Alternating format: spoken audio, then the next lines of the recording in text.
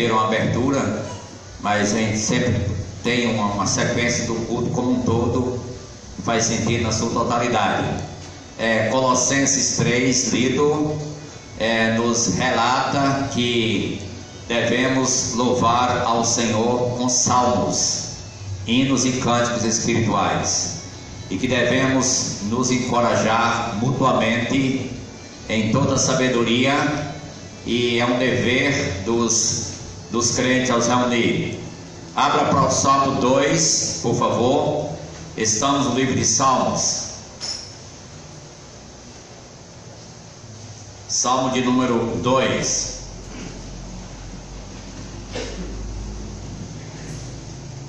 O irmão Márcio Melo leu, e eu convido a igreja a ficar em pé, por favor. Quem tem a versão revista e atualizada? Márcio Melo, você que leu, vem aqui à frente, por favor.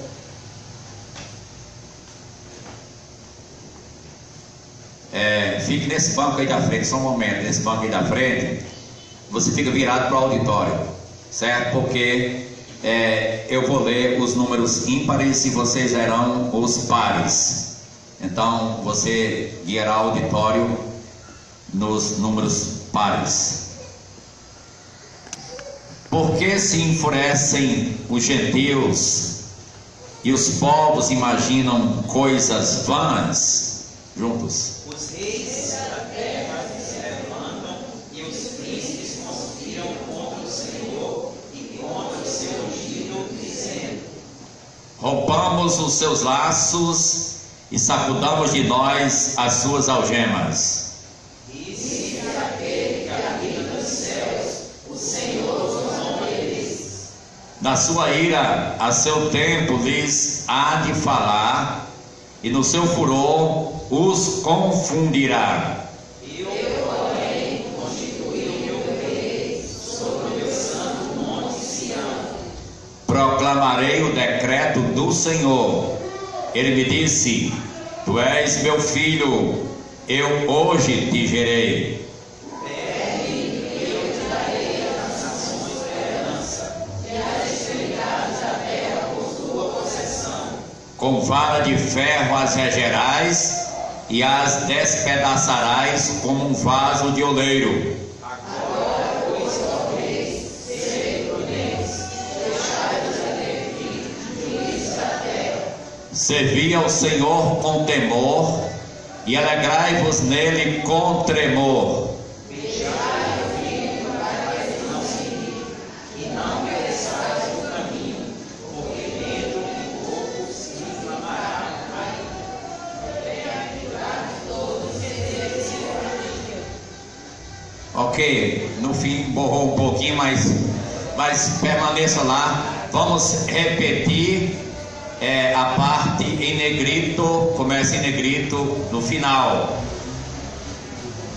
Bem-aventurados todos os que nele se refugiam. Bem-aventurados todos os que nele se refugiam. Agora vamos juntos mesmos. Bem-aventurados todos os que nele se refugiam. Volte à página, verso 12. Beijai o filho para que se não irrite. Juntos agora. Beijai o filho para que se não irrite. Amém. Podem sentar.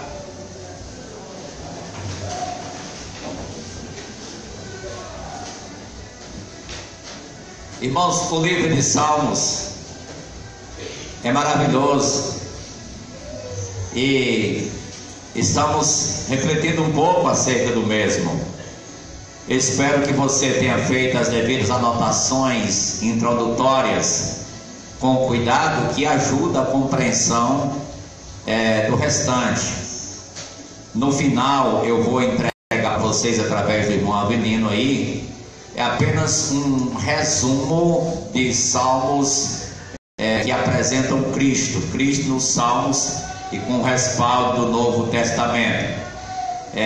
extraído da Bíblia de Estudo John MacArthur.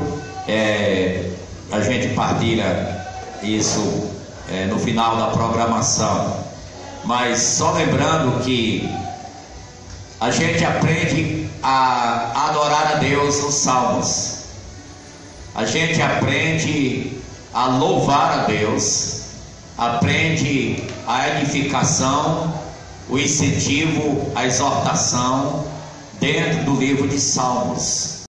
Salmos é uma coletânea de louvores, é uma coletânea também de poesia, é claro, está ligado aos louvores, as poesias na forma hebraica. A poesia inspirada é uma coletânea de poesias inspiradas. Os nordestinos são norteados por poemas e poesias, e são nato também deles, mas a poesia hebraica é maravilhosa e ela nos deixa grandes ensinamentos, e o livro de Salmos é uma testemunha disso. Você verá Salmos também em outros textos dos livros do Velho Testamento, vai ver parte dos Salmos, vai ver Salmos no Novo Testamento. E esse Salmo 2 que nós lemos, você o verá em vários lugares do Novo Testamento. Vamos ver pelo menos um ou dois onde ele aparece. Mas na realidade, os Salmos têm uma forma coletânea de 150 salmos, contudo, divididos em 5 livros. A gente deu essas divisões. Se alguém não está convidado a entrar no YouTube, no meu canal, A Voz do Evangelho, pastor José Soares Filho, e você ver e marcar na sua Bíblia as divisões dos salmos, que são 5 livros, com uma doxologia final em cada livro de salmos. Cada um dos 5 termina quase da mesma forma. Você verá isso nos versículos finais de cada conclusão dos livros. E os salmos, nele você encontra a confissão de pecados do povo, e isso ensina que devemos confessar nossos pecados. Parece que algumas pessoas têm uma certa aversão à confissão de pecado, dado talvez ao antigo costume da confissão auricular, que lhe causou talvez repugnância e aversão. Mas o que é certo é que a confissão de pecado ao Senhor por meio de Jesus é ordenada a acontecer constantemente na vida do crente. Se confessarmos os nossos pecados, Ele é fiel e justo para nos perdoar os pecados e nos purificar de toda a injustiça. 1 João 1:9. Então é ordenado a confissão de pecados.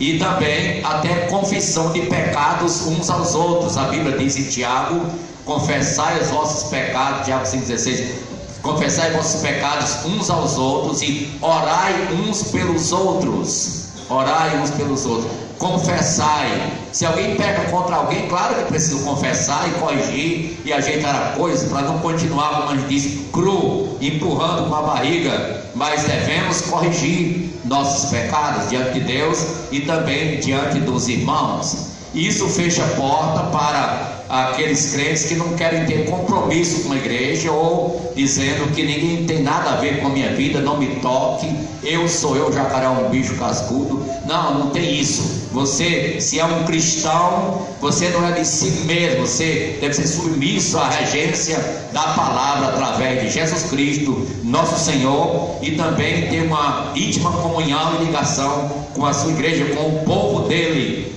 Não se pode desassociar, de certa forma, uma boa comunhão com o Senhor, se não for uma comunhão também com os irmãos. Isso fica muito claro, subentendido na carta de 1 João.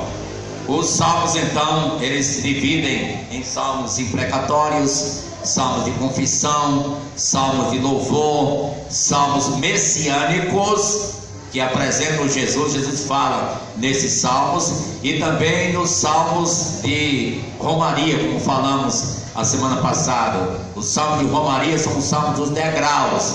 Os salmos dos degraus são os salmos de romagem, cântico de romagem. As mesmas palavras as várias palavras para a mesma coisa.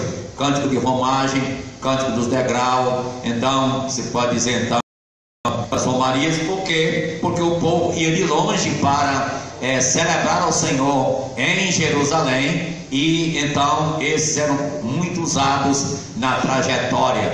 O exemplo mais claro que a gente deu foi o Salmo 121, onde o salmista diz o quê?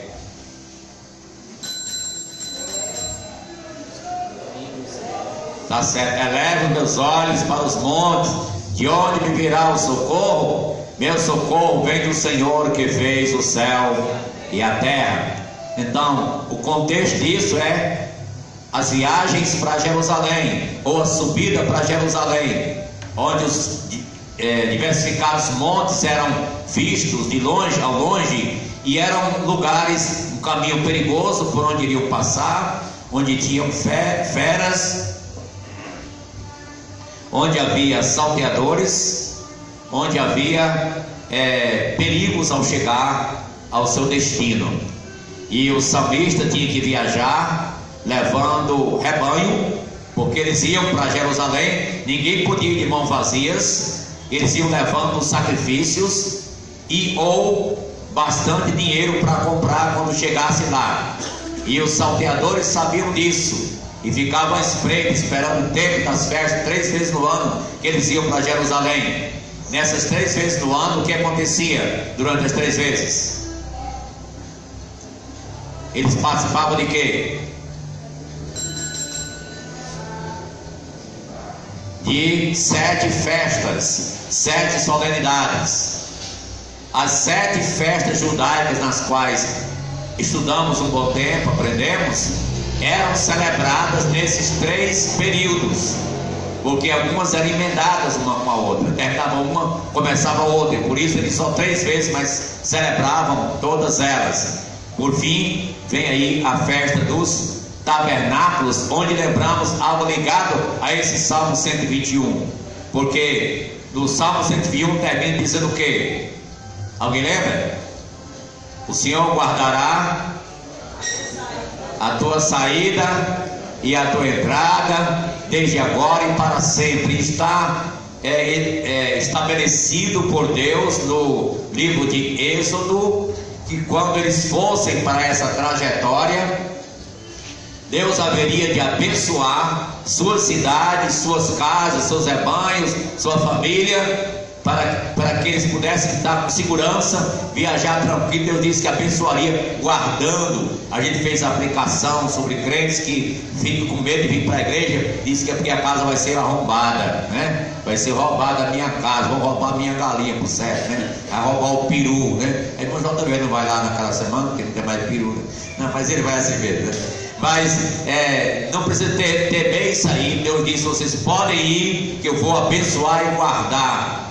Então, isso é uma interpretação para os judeus dentro do contexto dos salmos e das festas, mas podemos ter a aplicação de confiar em Deus em qualquer circunstância, saber que Ele é quem guarda. Não estamos dizendo com isso que você não vai ter problemas, mas pode confiar em Deus, e se Ele permitir alguma coisa, Ele tem alguma coisa a ensinar. Naturalmente, todas as coisas o quê?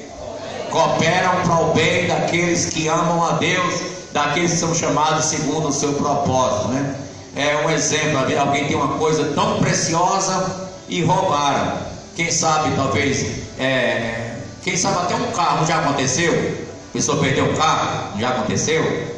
Mas pelo menos é garantido que naquele fim de semana o camarada não vai deixar a igreja para ir para a praia porque está sem carro, né? Pelo menos naquele final de semana. Não estou dizendo que é necessário isso não, mas que a gente se cuide quando você precisa isso, né? Deus sabe todas as coisas. E mesmo sem nada, às vezes pode acontecer. Por exemplo, Jó era um homem íntegro, reto perante Deus, mas foi roubado, foi assaltado, foi vitimado. Então é importante que a gente lembre, vítima dessas coisas, é importante que lembre que Deus é o Senhor que tem domínio sobre todas as coisas. E esse Salmo 2 descreve o domínio do Senhor na história, o domínio do Senhor nos acontecimentos mundiais, o domínio do Senhor em todas as coisas. E o Salmo faz uma apresentação da atitude dos povos para com Deus e sobretudo para com o Senhor.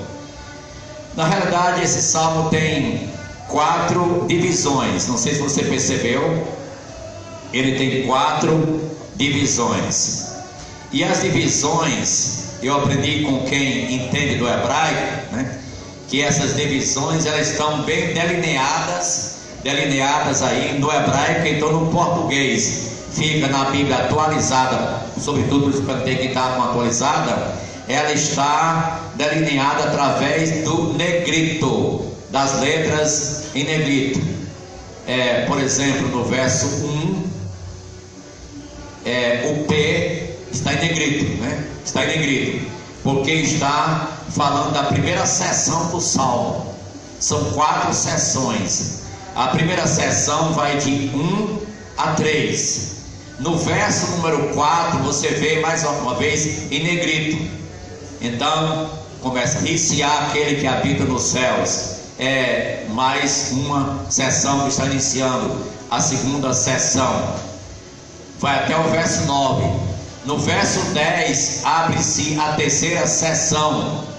Agora, pois, ó reis. Então está o A também em negrito. E a última está no final. Por isso eu fiz questão de repetir um pouco, porque era a parte que eu queria frisar, né? Então no final aqui, na letra P, bem-aventurados todos os que nele se refugiam. Note que dentro do mesmo verso, mas está em negrito, porque é a última seção. Na realidade é uma doxologia, é um fechamento, é uma forma de declaração final que acontece nos Salmos, nesse fechamento de pensamento ou de assunto. Então está aí dividido em 4 partes o Salmo. O Salmo no início aí do do número 2, que esse é o Salmo 2, o Salmo na realidade segundo. Então, quem é o autor aí? Na sua Bíblia, quem é? Está dizendo? Deixa aberto ele. Está dizendo na sua Bíblia? Sim ou não? Eu queria saber. Não está mesmo. Não está mesmo. Na minha também não. Então eu quero que vocês acompanhem. Vocês perceberam que às vezes a gente relapsa sem olhar na Bíblia. Eu mostrei claramente, está até no gravado, as 5 divisões dos Salmos. E você viu onde estão elas, não viu? Sim ou não? Sim, está lá. O Salmo aí, o número 1. O que diz lá no número 1? Quem tem a versão atualizada, talvez a outra não vá dizer. Livro 1, Salmo de 1 a 41. Então assim vai, livro por livro, vai passando, vai vendo. Livro 2, livro 3, livro 4 e livro 5. Primeiro, segundo, terceiro, quarto, quinto. Então, a divisão dentro lá, mas pouca gente vê isso. Mas está subdividido. Mas aqui nós vemos que não está descrito quem é o autor. Mas quem é mesmo o autor desse salmo? Você tem uma ideia? Sabe quem é? É o famoso, mavioso salmista. Quem é o mavioso salmista conhecido na Bíblia? É Davi. Como saber isso? Atos capítulo 4. O Novo Testamento revela quem é o autor do Salmo 2. Atos capítulo 4. Aí é capítulo, né? Verso de número 25. 24, né? Aqui tem uma oração da igreja. Aí no verso 24, eles estavam unânimes, levantaram a voz a Deus e disseram: como é mesmo, presta atenção aqui. A igreja primitiva levantou a voz de que forma? Unânimes. Unânime significa o quê?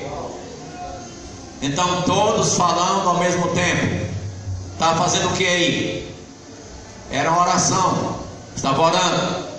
Aí você diz, então os pentecostais têm razão quando todo mundo gritando. Ele nem está dizendo não. Vamos prestar atenção. Isso aqui não é uma oração desorganizada, não.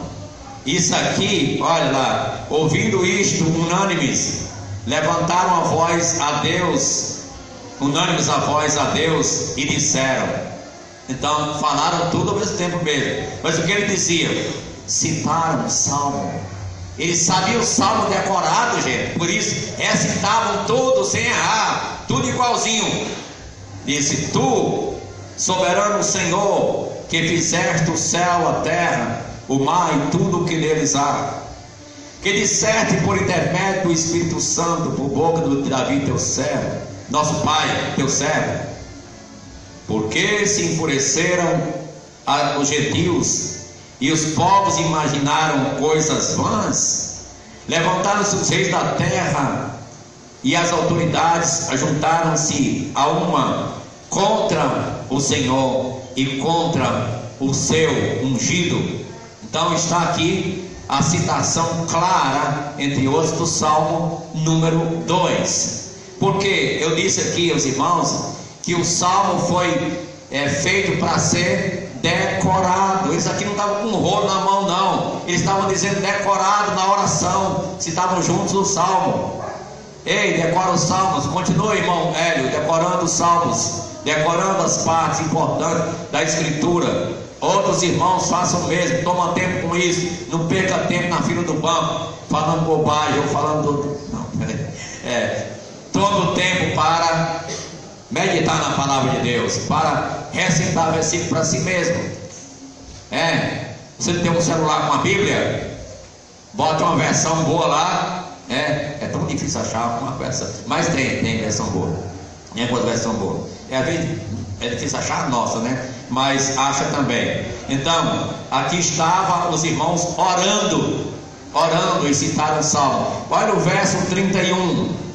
Tendo eles orado, tremeu o lugar onde estavam reunidos.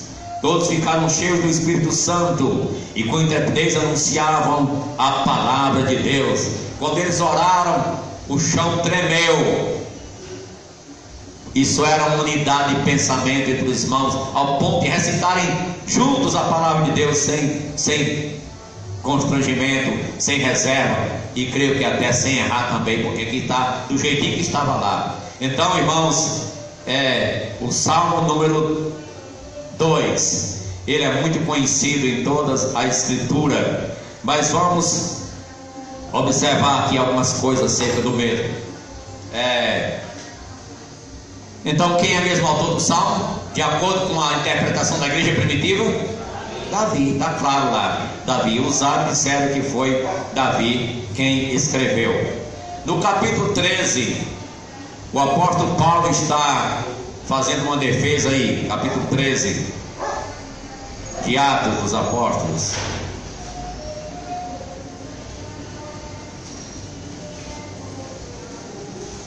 Capítulo 13, verso 32.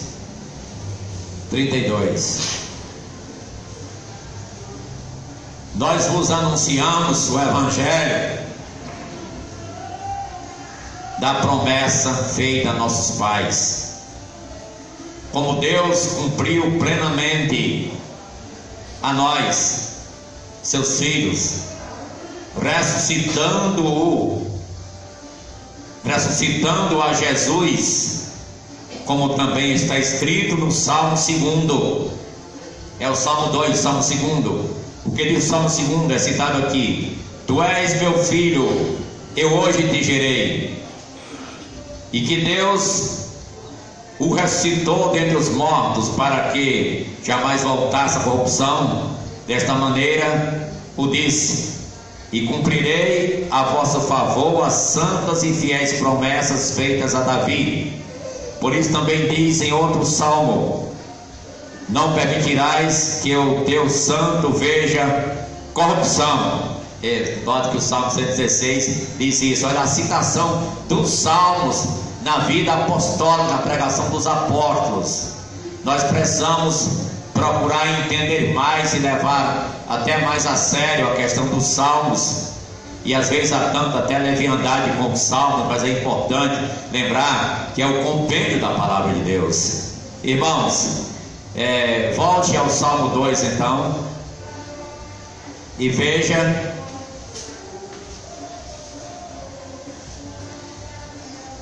a gente lembrou que o Salmo 1 ele dá uma introdução geral para todos os salmos. Como assim? O salmo de louvores e que leva ao homem um relacionamento com Deus. O ser humano pode ter um relacionamento com Deus, tal qual os salmistas e nós hoje que somos habitados até pelo Espírito Santo. Que privilégio! Então, o Salmo 1 dá a introdução dizendo quem é bem-aventurado. É aquele que é assim e assim, aquele que anda de acordo, e dá a introdução à lei, à palavra de Deus. Os salmos são 5 livros, e há quem faça, vários intérpretes fazem uma relação entre o Pentateuco e os salmos, os 5 livros da lei e os 5 livros dos salmos, fazendo uma relação direta um para com o outro. Mas nossa ênfase é Jesus Cristo nos salmos. E aqui você note: porque se enfureceram os gentios e os povos imaginam coisas vãs. Isso é notório no passado, na antiguidade. Isso é notório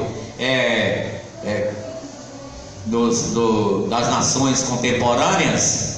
A atitude para com o Senhor, atitude para com Deus, a partir dos pagãos, incrédulos, às religiões que distorcem a verdade de Deus e negam o Evangelho. Você pode ver o verso 2: os reis da terra se levantam e os príncipes conspiram contra o Senhor e contra o seu ungido, dizendo: rompamos os seus laços, sacudamos de nós as suas algemas. A atitude das pessoas, porque o decretar de leis injustas contra a palavra de Deus, porque os decretos que claramente ferem os princípios eternos de Deus, contra o próprio Deus, contra a ordem da criação, contra aquilo que está estabelecido por aquele que foi quem criou e que sabe por onde deve ir e que sabe guiar por onde devemos andar. Então é importante lembrar que as pessoas têm uma atitude anti-Deus, contra a Bíblia, contra a igreja, contra a crente, contra as leis de Deus, contra autoridades, contra a regência, contra qualquer submissão. Porque o espírito de submissão permeia até entre o cristianismo, ou não? O espírito de insubmissão, de rebeldia, de não querer submeter a palavra, de querer distanciar, está muito claro ao nosso redor, pela apostasia vigente que tem ao nosso redor, pessoas que querem negar a verdade, negar a realidade, e atitudes também contra a própria igreja, contra a liderança, contra o ensino da doutrina da verdade. Porque sacudamos de nós as suas algemas, nós queremos ser livre, a liberdade que é a ênfase do momento no mundo, o direito, liberdade de tanta coisa, e você querer ser o que quer, a maneira que quer, e ninguém pode dizer nada. Quer dizer, a Bíblia não pode interferir nesse negócio. Então, quer dizer, as pessoas estão com o espírito dos pagãos, dos gentios. O mundo atual jaz no maligno, as influências vêm e pode querer entrar dentro da igreja de Jesus Cristo, e as pessoas querem não querer submeter, eu não quero nada com a igreja não, porque a igreja tem que submeter a liderança, tem que submeter aos irmãos, tem que submeter às normas, então não quero não. Sacudamos de nós o seu jugo, porque é contra Deus, contra o ungido dele, Jesus, e contra o seu povo, contra Israel, contra a igreja cristã, contra tudo. Nós precisamos lembrar que esse salmo é muito atual, tem uma mensagem muito forte para os nossos dias, mas Deus não deixa passar em branco, Deus não deixa impune. Aparentemente sim, pode ser que as pessoas achem, não, Deus liga nada, está assim, não liga nada, mas Deus lá de cima diz aqui, ele riciar o que habita nos céus, zomba deles, zombar deles, porque diz a Bíblia aqui que Deus vai tratar com eles no tempo certo. No verso 5: na sua ira a seu tempo lhes há de falar, e no seu furor os confundirá. Aqui a atitude que o crente deve ter de correr para o Senhor, depender do Senhor, se refugiar nele, se deleitar nele, deixar com ele, entregar a ele, até orar pelos inimigos. Não é aquela atitude que alguns têm. Alguns falam de entregar o assunto a Deus, sabe como? Eu vi alguém fazendo uma comparação, e é verdade, que alguns digam assim, fulano está assim, mas eu entrego a Deus, eu entrego a Deus, quer dizer, com ira, não é assim não, meu irmão. Você não entrega a Deus não, até porque quem vai vingar e quem pode zombar é Deus. Você não tem esse direito.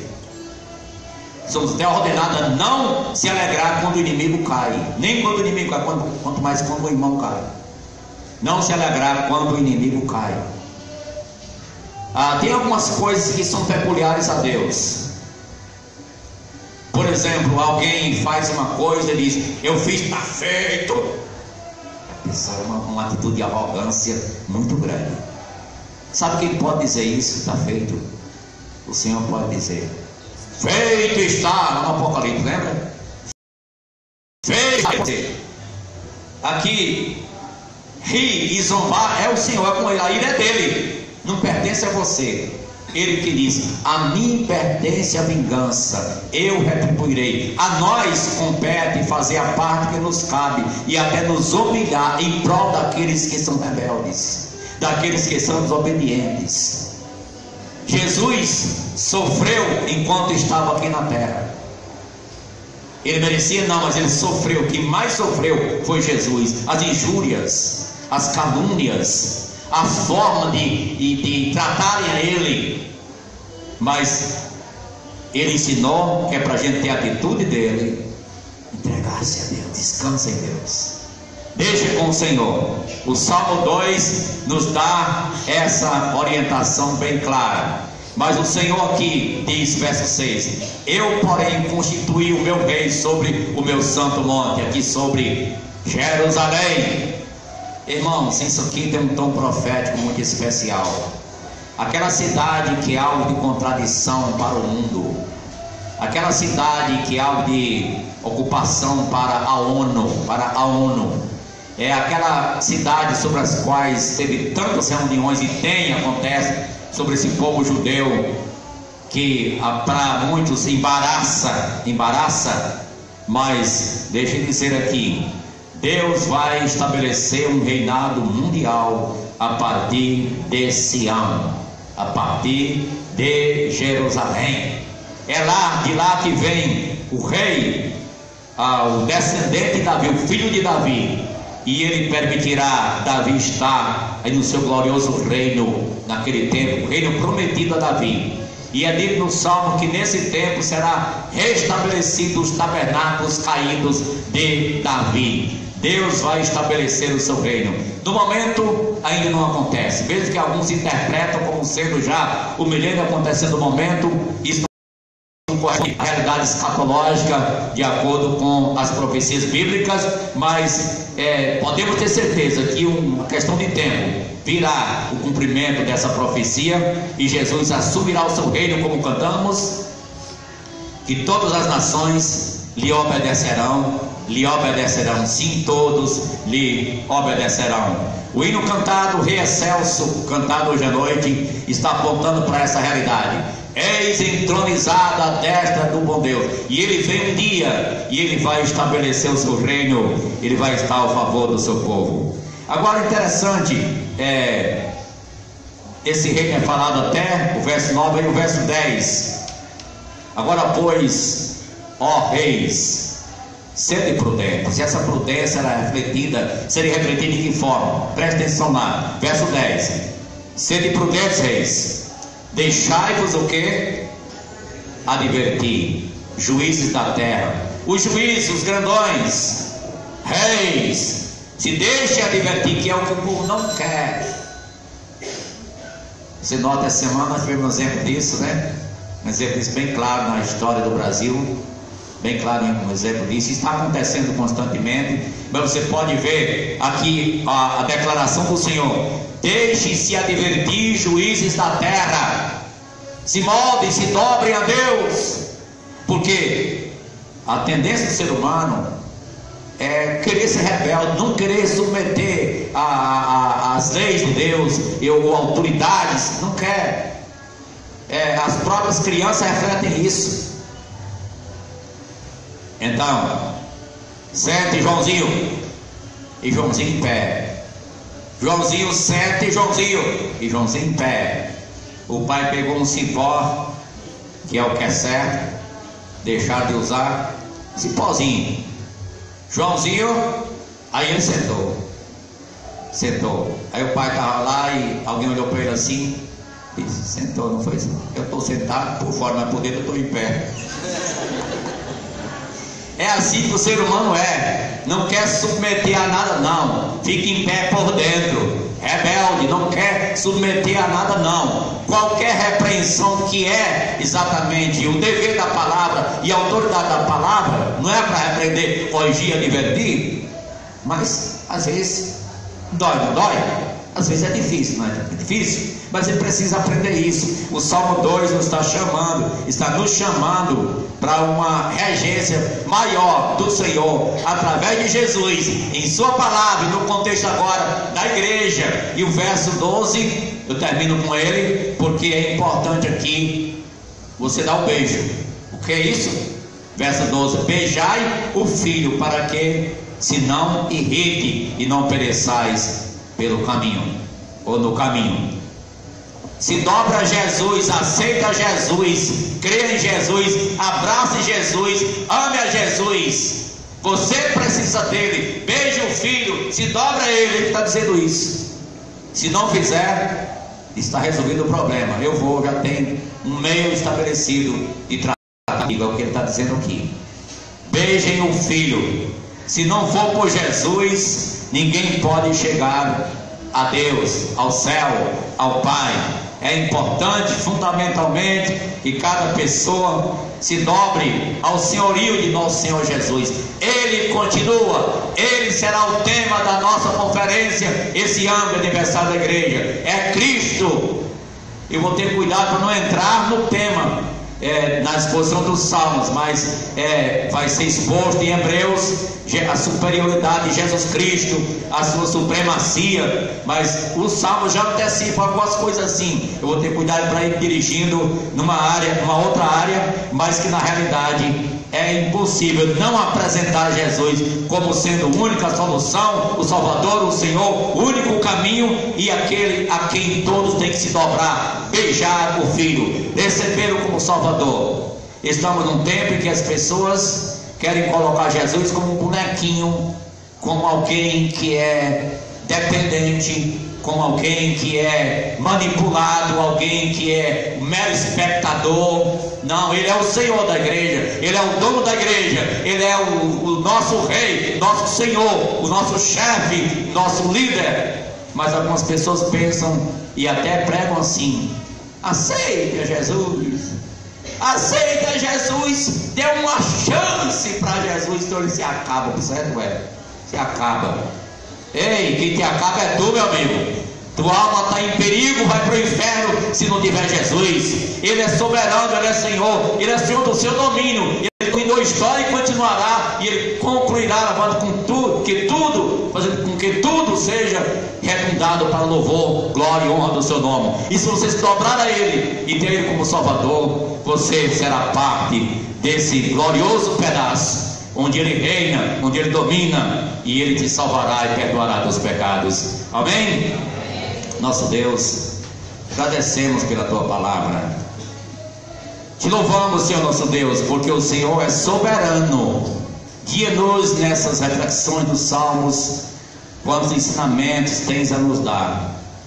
Perdoe nossos pecados, nossas negligências, nossas fraquezas. Perdoe nossas, talvez, covardia, quando deixamos de honrar ao Senhor para honrar o homem.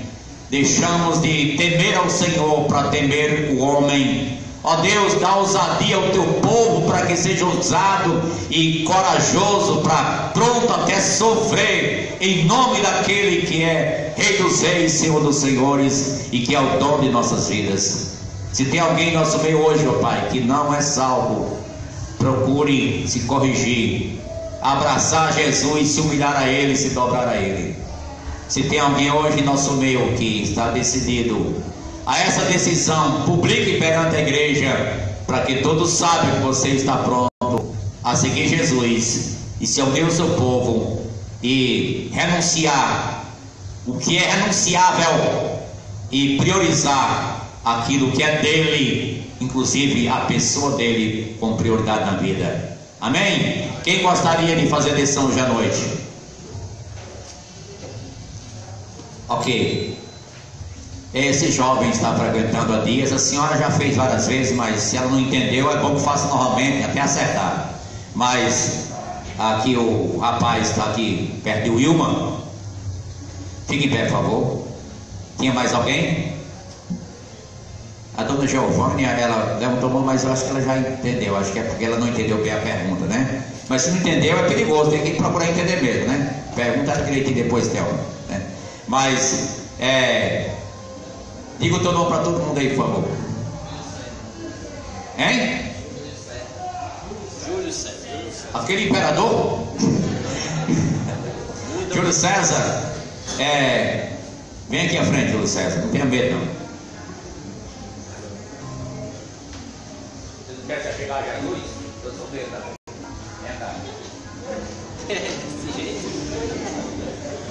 Júlio César, na realidade, eu vi que ele já tinha feito a decisão, mas queria publicar ele, na verdade. E vamos orar com você agora. E que Deus te abençoe, Júlio César. Você seja alguém que está definido mesmo para falar com Deus. Na realidade, eu quero chamar você de irmão, e vou chamar.